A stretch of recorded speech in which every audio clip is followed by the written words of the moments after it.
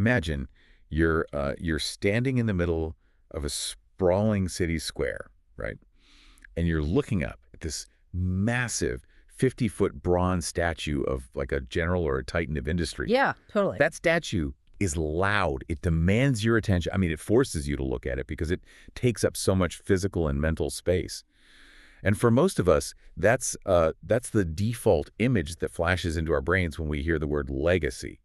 We're sort of conditioned to think of legacy as something monumental that everyone can just see. Right. We want the bronze. We want, the building named after us. We kind of equate the ultimate value of a human life with these very visible, very loud markers of success. Yeah. Because the assumption is basically, well, if you didn't leave a monument, you didn't leave a mark. Exactly. Yeah. But the piece of music we're looking at today completely dismantles that assumption.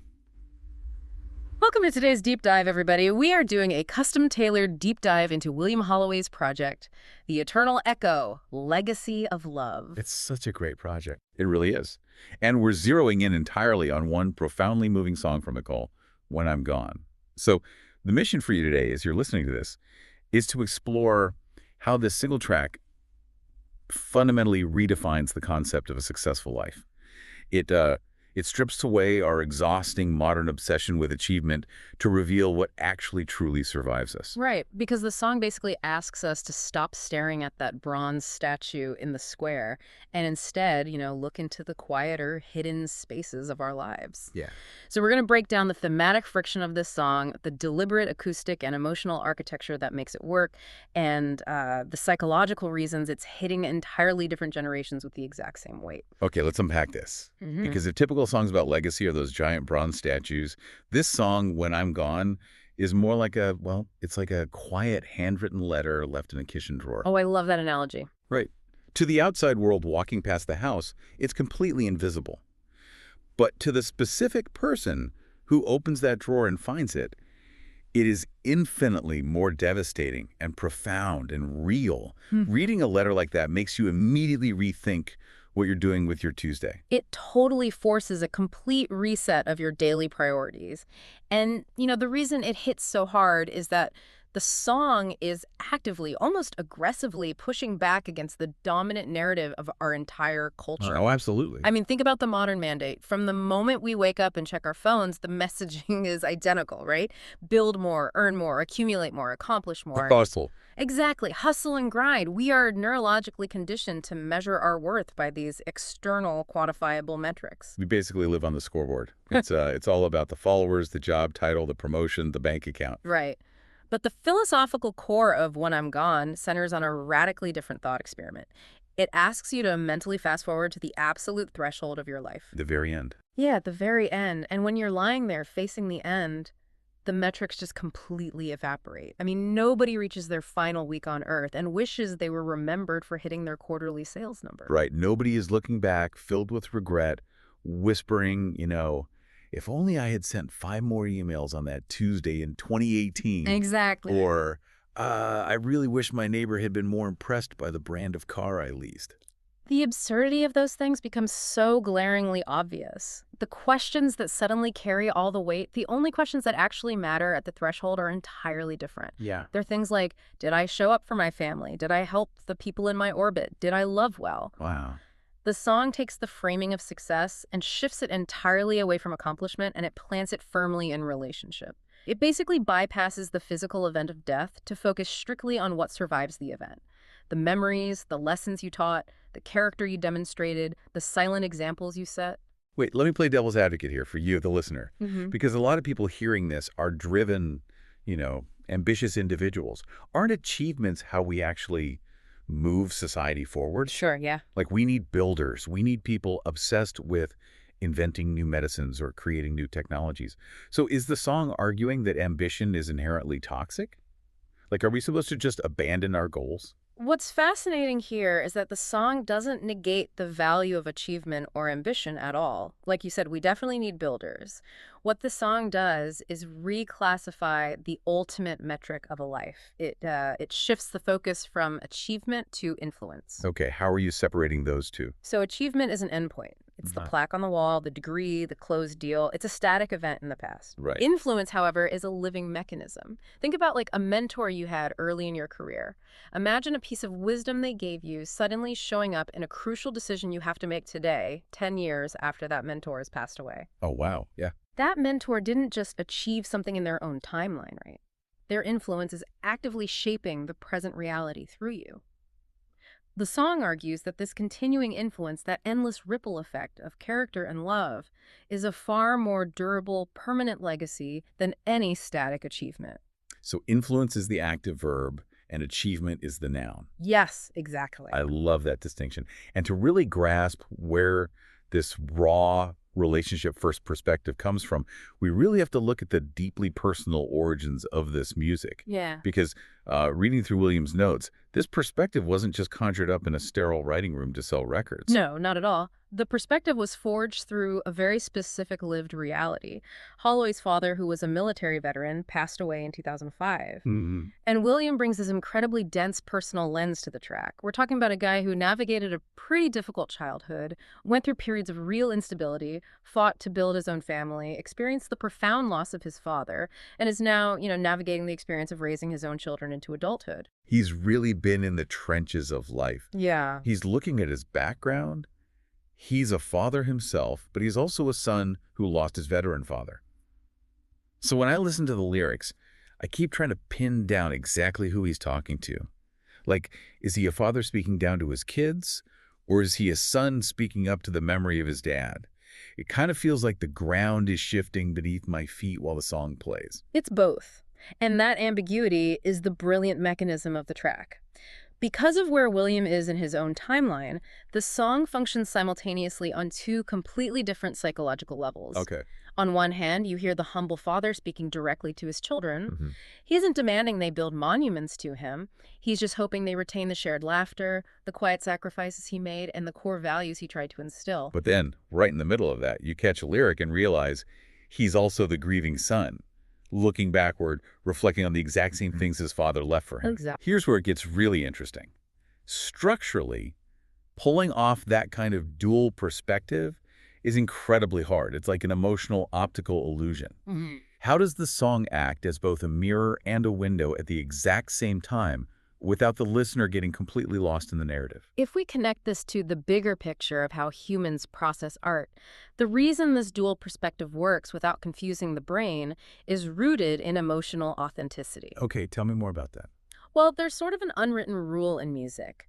Authenticity is felt in the nervous system before it's understood by the intellect. Most listeners who hear When I'm Gone have absolutely no idea about the 2005 backstory or the trivia of William's difficult childhood. Right, they just hit play on a playlist. Exactly, they don't know the facts. But they feel the weight of those lived decades vibrating in the actual chords. It doesn't sound like a hypothetical thought experiment from a 20-year-old pop star trying to sound deep. Yeah. It sounds like a lived truth from a man who has buried a parent and paid a mortgage. And we also have to unpack the veteran connection here because it informs the entire emotional posture of the song. His father served in the military.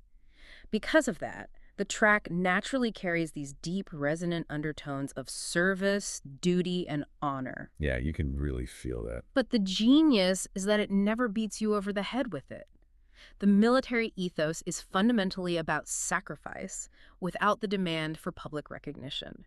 You do the grueling, hard thing because it matters to the person next to you, not because you want an audience to applaud. It's sacrificing for your family without needing a parade for it. Yeah, like the quiet duty of parenting. Yes. That exact same ethos is seamlessly woven into the emotional fabric of a father's love in this song. It's the invisible labor of care. So we have this incredibly heavy, profound backstory. The natural question then is, how does Holloway translate all of that grief and lived experience into a piece of music that actually comforts you? Right. Because by all accounts, a song about your own mortality and the death of a parent should just completely crush you. I mean, it should leave you paralyzed. It really should. The fact that it doesn't comes down to the architecture of the emotion. Specifically, the acoustic and psychological mechanisms built into the execution. The primary tool Holloway uses is simplicity. The song actively avoids getting bogged down in complex production or distracting instrumentation. The music basically gets out of the way of the message. Exactly. It supports the lyrics rather than competing with them.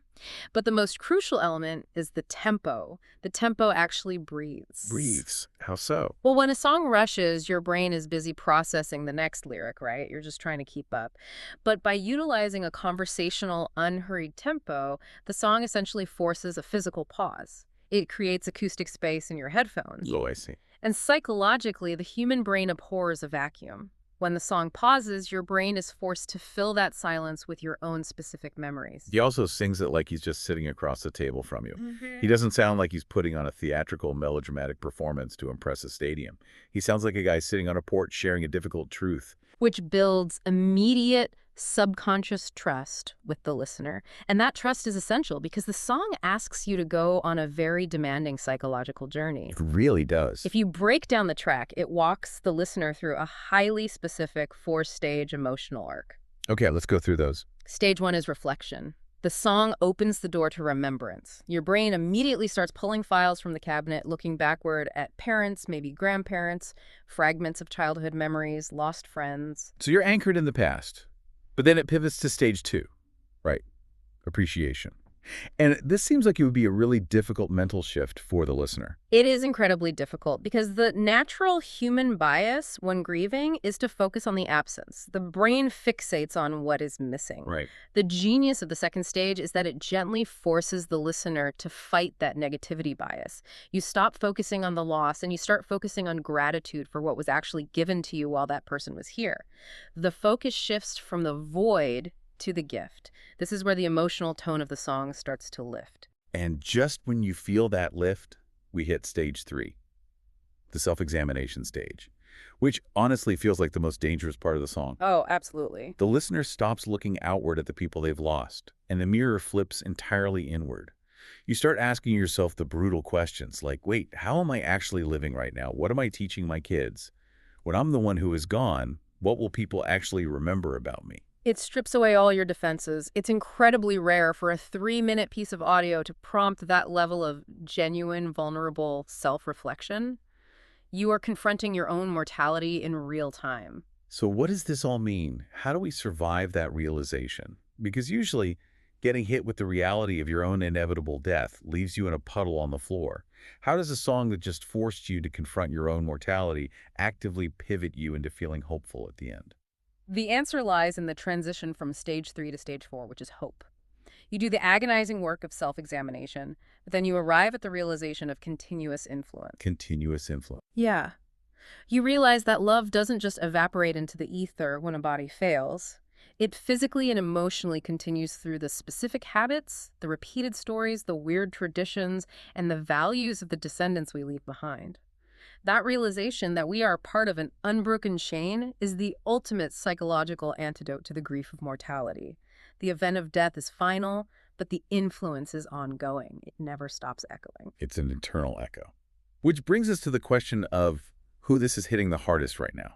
Because when you dismantle those acoustic and psychological mechanics, you see exactly why this song acts as a lifelong companion. And right now, looking at the cultural response, this track is profoundly impacting Generation X. Generation X is occupying a very intense, almost claustrophobic crosshairs in life right now. They are the quintessential sandwich generation. Yeah, caught right in the middle. They're simultaneously dealing with the terrifying reality of the decline in health and loss of their own parents, while at the exact same time, they're trying to raise or launch their own children into a chaotic world. They're paying for a kid's college tuition, while simultaneously clearing out the attic of their childhood home. The pressure is just immense. The emotional bandwidth required for that is staggering, and for the first time in their lives, many of them are deeply, viscerally reflecting on their own mortality. They are looking both ways across the generational street every single day. So this song arrives in their earbuds at the exact moment they are looking in the mirror asking, what kind of legacy am I actually creating for these kids while I mourn my parents? Ironically. But the brilliance of the track is its long-term staying power. It isn't just for Gen X. It evolves with you. It's like a sonic time capsule. But the fascinating part is that the contents of the capsule literally change depending on the biological age you are when you open it. The song remains static, but the listener's brain interprets it completely differently based on their lived experience. Right, like if you listen to this song at 20, your brain hasn't truly conceptualized your own end yet, so you're probably mourning a lost grandparent. Yeah. At 40, the pressure is on, and you hear it while mourning a parent. At 60, you're suddenly looking down the generational ladder, thinking intensely about the lessons you're leaving your own children. And at 80, the song functions as a complete summary of your entire time on Earth. Art that can evolve alongside the listener's psychology like that is the art that endures. And reading through William's journals and notes surrounding the project, specifically a section he calls Hot Takes Over Readus, he poses some incredibly heavy questions based on these themes. Questions that skip the small talk entirely. Yeah, these are the kinds of questions that keep you up at night. Things like, is your legacy built intentionally by the careful choices you make? Or does it just happen naturally, almost accidentally, Yeah. based on who you inherently are behind closed doors? Right. Or what specific obscure childhood lesson from your parents is still secretly guiding your major life decisions today without you even realizing it? Or the shift in how we value things. He asks why, as we age, invisible memories suddenly become vastly more valuable than physical possessions. Why does the watch you inherited matter less than the memory of the joke your father told while wearing it? The scoreboard completely changes.